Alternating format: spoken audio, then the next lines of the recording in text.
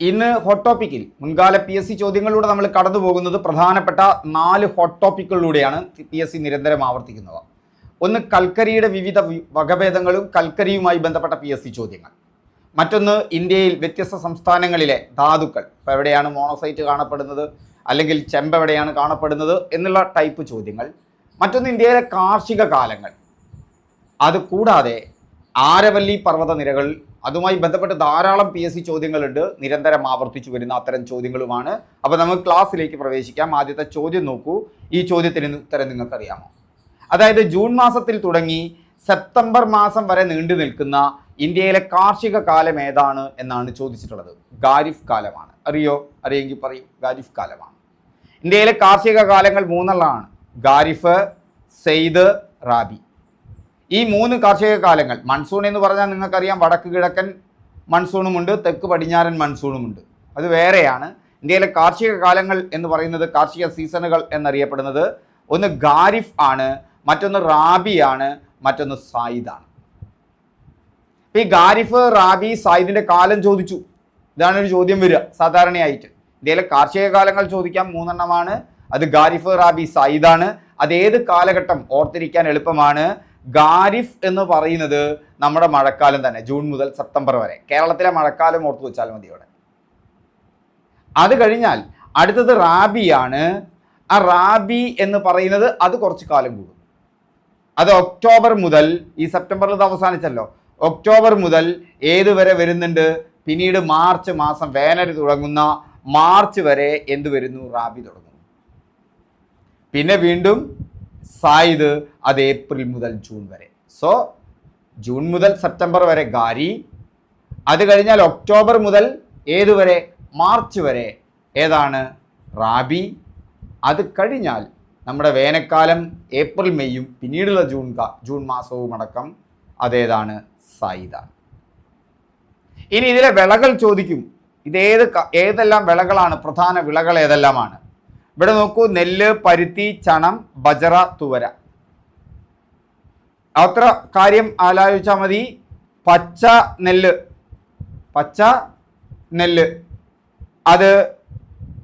അതുകൊണ്ട് ബജ്ര വരച്ചു എന്ന് ഓർത്തു വെച്ചാൽ മതി. പച്ച നെല്ല് കൊണ്ട് ബജ്ര വരച്ചു. അപ്പോൾ അങ്ങനെ എന്തെങ്കിലും ഒരു കോഡ്. അപ്പോൾ പരുത്തിയായി, ചണമായി, നെല്ലായി, ബജ്രയായി, തുവരയായി. വരാന്നണ്ണ തുവര. ഇനി അടുത്തത് റാബി കാലഘട്ടത്തിലെ വിളകൾ. അതിൽ ഗോപ, കടുക് വറുത്തു തിന്നു എന്ന് ഓർത്തു വെച്ചാൽ മതി. ഗോപ എന്ന് പറഞ്ഞാൽ ഗോതമ്പം. അപ്പം നെല്ല് ഖാരിഫ് കാലഘട്ടത്തിലും ഗോതമ്പം ഏറ്റവും കൂടുതൽ ചോദിച്ചതാണ് റാബി കാലഘട്ടത്തിലുമാണ്. അപ്പം ഗോപ, പയറുവർഗ്ഗങ്ങൾ. കടുക് വറുത്തു കഴിച്ചു എന്ന് പറഞ്ഞാൽ കടുക്, ബാർലി.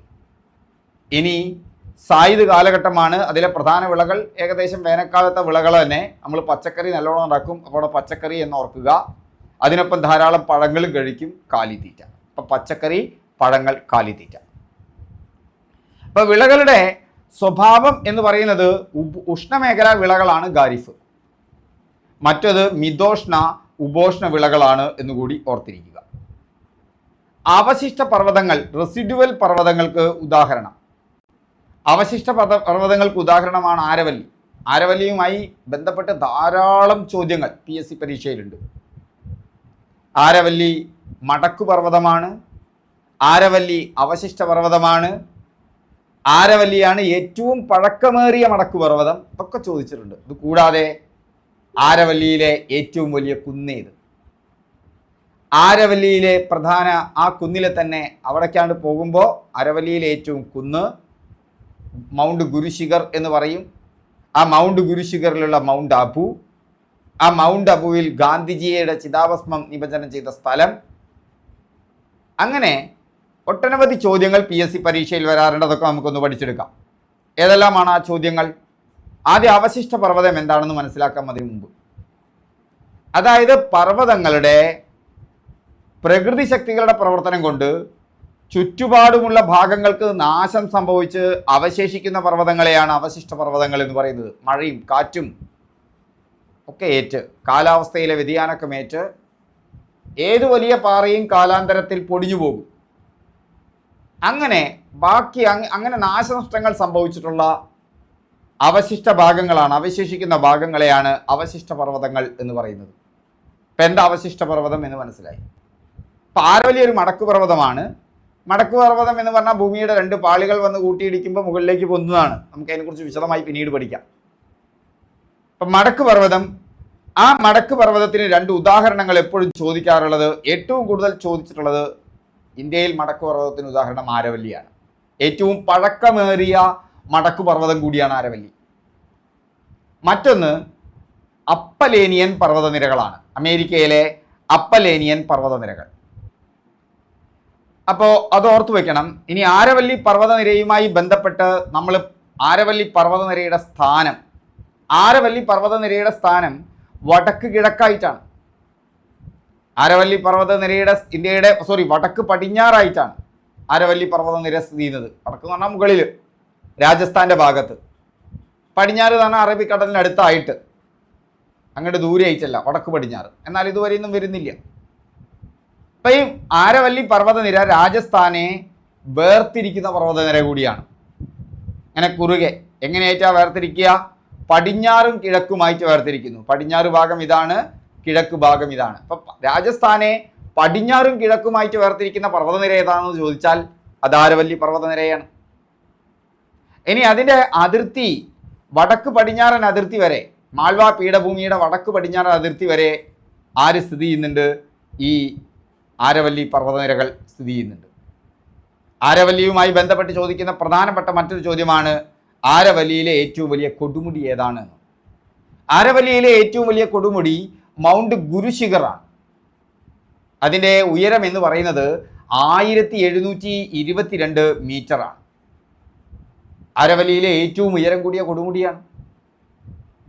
ആ മൗണ്ട് ഗുരുശിഖർ പോലെ തന്നെ ആരവല്ലിയിലെ സുഖവാസ കേന്ദ്രം ചോദിക്കും.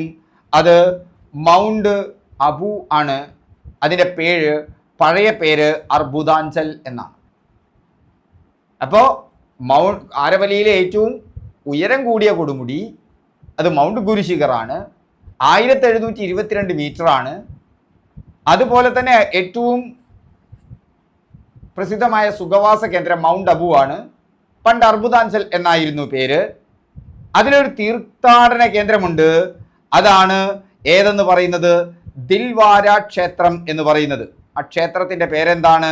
ദിൽവാര ക്ഷേത്രം. അതിലെ തീർത്ഥാടന കേന്ദ്രമാണ് ദിൽവാര ക്ഷേത്രം. ഇതിന് ചരിത്ര പ്രാധാന്യമുണ്ട്. എന്താ ചരിത്ര പ്രാധാന്യം? അവിടെയാണ് നക്കി തടാകം. നക്കി തടാകത്തിൻ്റെ പ്രാധാന്യം എന്താണ്? നക്കി തടാകത്തിൽ ഗാന്ധിജിയുടെ ചിതാഭസ്മം എന്ത് ചെയ്തിട്ടുണ്ട്? ചിതാഭസ്മം നിമജ്ജനം ചെയ്തിട്ടുണ്ട്. മറ്റൊരു ചോദ്യം നോക്കൂ. ഇതിൽ നിന്ന് തന്നെ വരുന്നൊരു ചോദ്യം ഏതാണ്?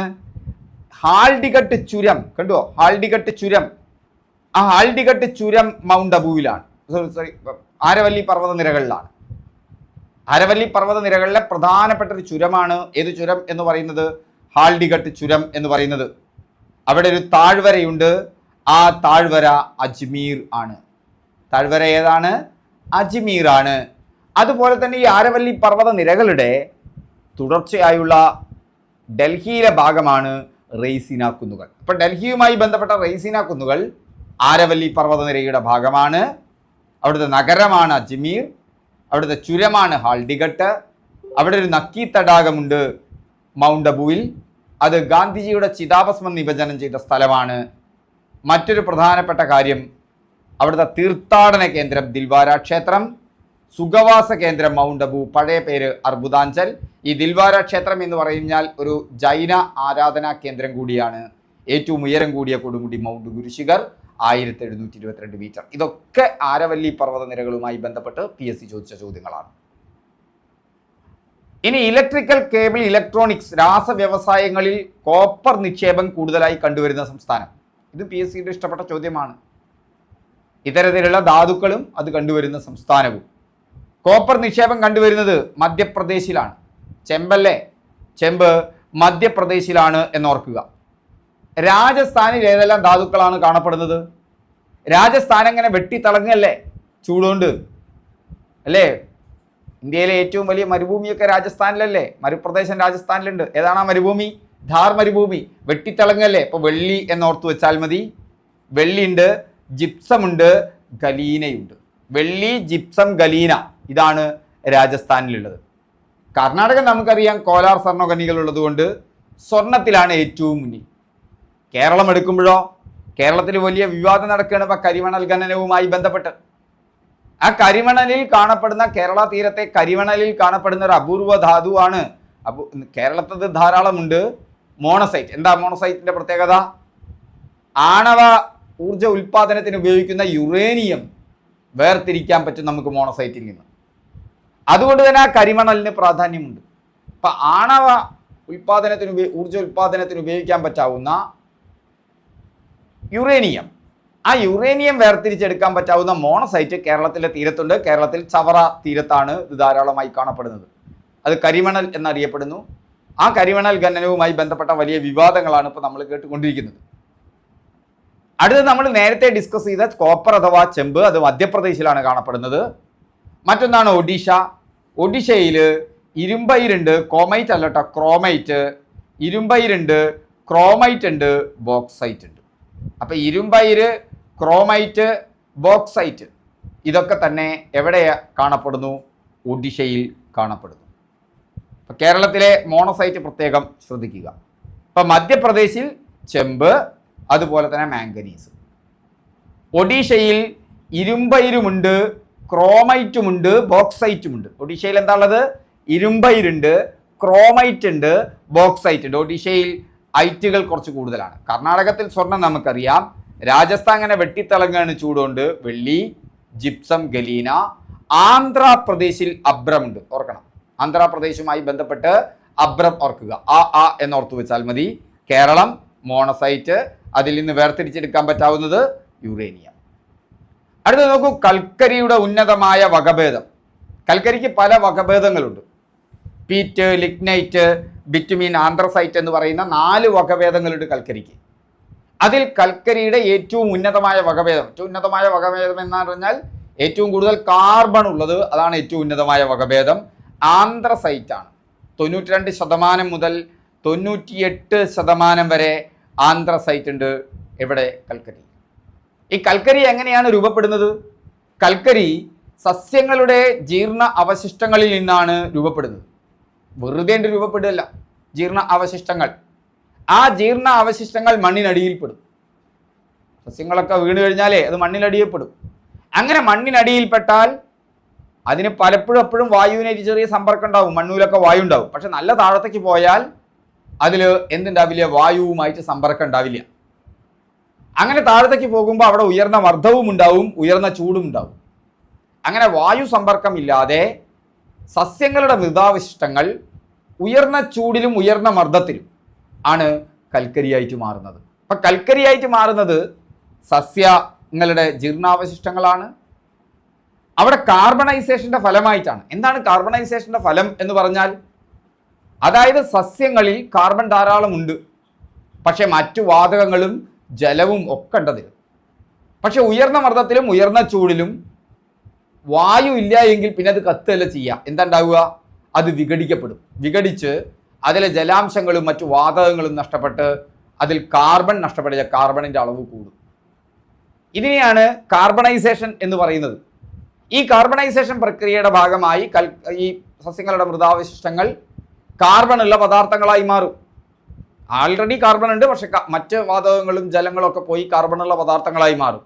അങ്ങനെ ഉണ്ടാകുന്ന ആദ്യ ഘട്ടമാണ് പീറ്റ്. പീറ്റിൽ കാർബൺ 50% മുതലാണ് പീറ്റിൽ ഉണ്ടാവുക കാർബൺ.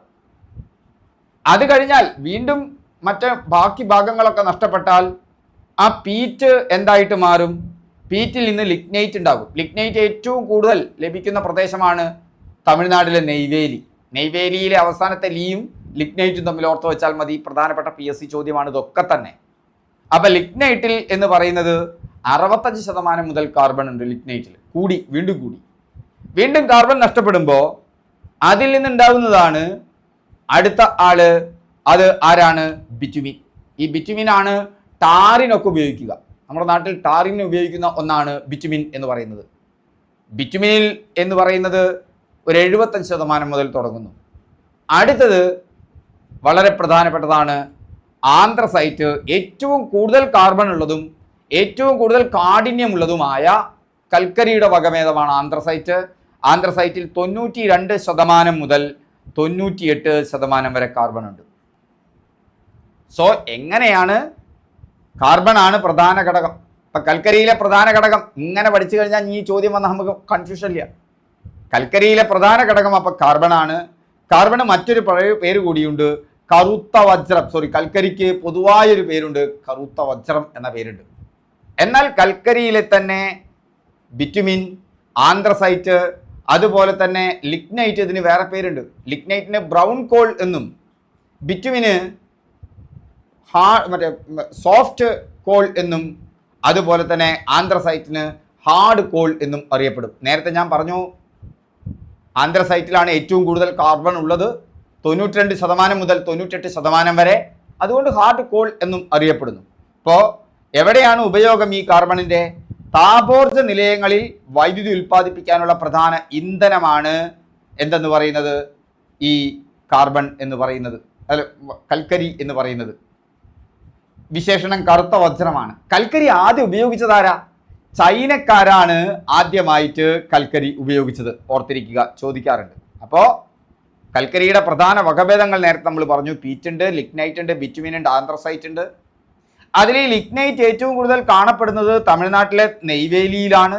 നിരന്തര ചോദ്യമാണ്. ലിഗ്നൈറ്റിൽ എത്ര ശതമാനം, പീറ്റിൽ എത്ര ശതമാനം കാർബൺ ഉണ്ട്? ഇത് PSC ചോദ്യമാണ്. പീറ്റിൽ 50 മുതൽ 60% വരെയാണ്. 50 വെച്ചിട്ട് പിടിക്കുക. അത് കഴിഞ്ഞാൽ ലിഗ്നൈറ്റിൽ 60-ൽ 65 മുതൽ 70% വരെ. അത് കഴിഞ്ഞാൽ ബിറ്റുമിൻ, ടാറിങ്ങിന് വ്യാപകമായിട്ട് ഉപയോഗിക്കുന്നു, റോഡ് ടാർ ചെയ്യാൻ ഉപയോഗിക്കുന്ന ബിറ്റുമിൻ, അതിൽ 75 മുതൽ 90% വരെ. ഏറ്റവും കൂടുതൽ കാർബൺ ഉള്ളതും ഏറ്റവും കാഠിന്യമേറിയതും ആന്ത്രസൈറ്റാണ്, 92 മുതൽ 98% വരെ. അതുകൊണ്ട് ആന്ത്രസൈറ്റിന് ഹാർഡ് കോൾ എന്നൊരു പേരുണ്ട്, എന്നാൽ ബിറ്റുമിന് സോഫ്റ്റ് കോൾ എന്നാണ് പേര്. ഇനി നോക്കൂ, ലിഗ്നൈറ്റിനുമായി ബന്ധപ്പെട്ട് നോക്കുമ്പോൾ ലിഗ്നൈറ്റിന് ആണ് ബ്രൗൺ കോൾ എന്നുള്ള പേരുള്ളത്. ഓക്കെ, അപ്പൊ ഏറ്റവും കുറഞ്ഞ അളവിൽ കാർബൺ ഉള്ളത്, ഏറ്റവും കൂടുതൽ അളവിൽ കാർബൺ ഉള്ളത് ആന്ത്രസൈറ്റ് ആണെങ്കിലും ഏറ്റവും കുറഞ്ഞ അളവിൽ കാർബൺ ഉള്ളത് എവിടെയാണ്? അത് പീറ്റിലാണ്. തീരപ്രദേശങ്ങളിലും ചതുപ്പ് നിലങ്ങളിലുമാണ് ഇവ വ്യാപകമായിട്ട് കാണപ്പെടുന്നത്. ഇനി ഇതിന്റെ പേര് ആന്ത്രസൈറ്റും ബിറ്റുമിനും ലിഗ്നൈറ്റും പീറ്റും ആ ക്രമത്തിൽ ഓർത്തു വെക്കാൻ. കാർബണിന്റെ അളവ് ഏറ്റവും കൂടുതൽ, പിന്നെ അതിന് കുറവ്, പിന്നെ അതിന് കുറവ്, പിന്നെ അതിന് കുറവ് ഓർത്തു വെക്കാൻ അതിന്റെ സ്പെല്ലിംഗ് ഓർത്തു വെച്ചാൽ മതി. ആന്ത്രസൈറ്റിന്റെ A, ബിറ്റുമിന്റെ B, ലിഗ്നൈറ്റിന്റെ L, പീറ്റിന്റെ P. നോക്കൂ, A ആണ് ആദ്യത്തെ അക്ഷരം. ആന്ത്രസൈറ്റിലാണ് ഏറ്റവും കൂടുതൽ കാർബൺ. അത് കഴിഞ്ഞാൽ ബിറ്റുമിൻ B, അല്ലെ? A കഴിഞ്ഞാൽ ലെറ്റർ B ആണ്. അതിലാണ് ആന്ത്രസൈറ്റ് കഴിഞ്ഞാൽ കുറവ് ബിറ്റുമിൻ. അത് കഴിഞ്ഞാൽ ലിഗ്നൈറ്റ്, എന്തിനു മുൻപെയാണ്?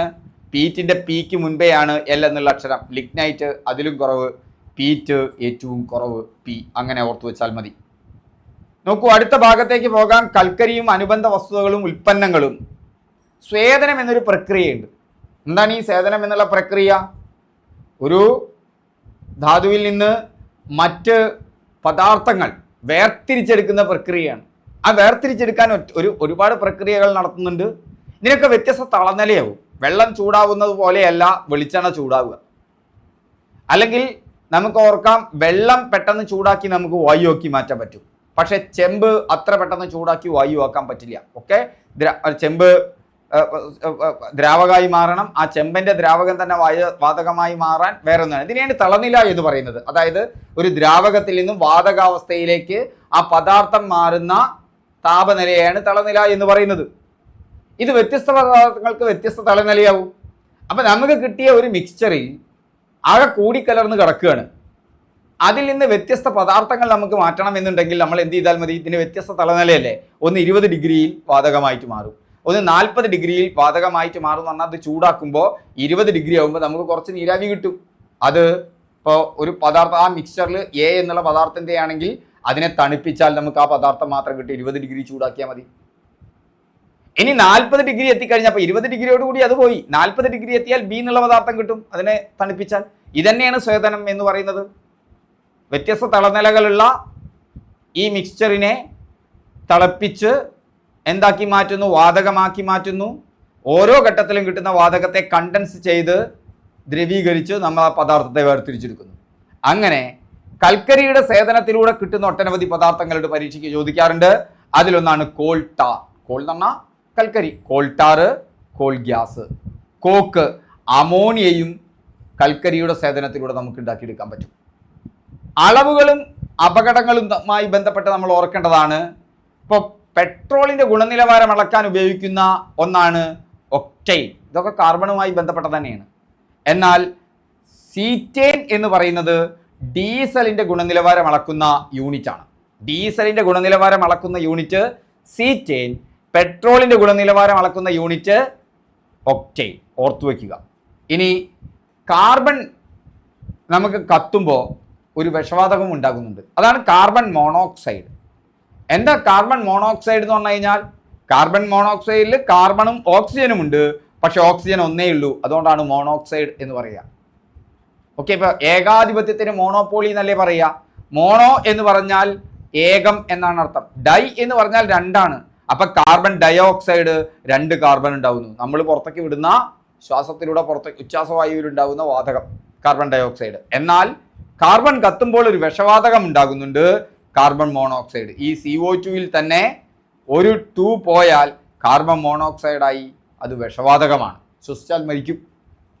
ഇനി ഹൈഡ്രോജനേഷൻ ഡെറിവേറ്റീവുകളുമുണ്ട് കാർബണുമായി ബന്ധപ്പെട്ടിട്ട്. അതും കൂടി ഓർക്കണം. എന്താ ഹൈഡ്രോജനേഷൻ? കാർബണിനോട് ഹൈഡ്രജൻ ആറ്റം കൂട്ടിച്ചേർക്കുന്ന ഒരു കാര്യമാണ് ഇവിടെ പറയുന്നത്.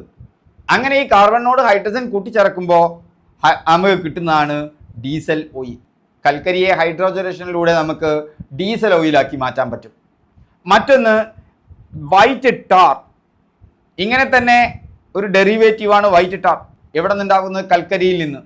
ആ വൈറ്റ് ടാർ എന്ന് പറഞ്ഞാൽ നാഫ്തലീനാണ്. നാഫ്തലീൻ എവിടെയാണ് നിങ്ങൾ കാണാറ്? പണ്ടത്തെ കാലത്താണ് കാണുക, ഇപ്പം കാണുമെന്ന് അറിയില്ല. ഈ വസ്ത്രങ്ങളിലൊക്കെ കൂരിന്നും വരാതിരിക്കാൻ വേണ്ടിയിട്ട് പാറ്റ ഗുളിക എന്ന് പറയില്ലേ, ഈ പാറ്റ ഗുളികയിൽ നാഫ്തലീനാണുള്ളത്. അതും PSC പരീക്ഷയ്ക്ക് ചോദിക്കാറുണ്ട്. ഓക്കെ, അപ്പോൾ ഇതിൻ്റെ വിശദമായ PDF, PDF ഇതിൽ നിന്നുള്ള എക്സാമൊക്കെ നമ്മുടെ ടെലിഗ്രാം ചാനലിൽ കിട്ടും. ചാനലിൻ്റെ ലിങ്ക് ഞാൻ താഴെ ഡിസ്ക്രിപ്ഷൻ ബോക്സിൽ നൽകിയിട്ടുണ്ട്. ഓക്കെ, വീണ്ടും നമുക്ക് അടുത്ത ക്ലാസ്സിൽ കാണാം.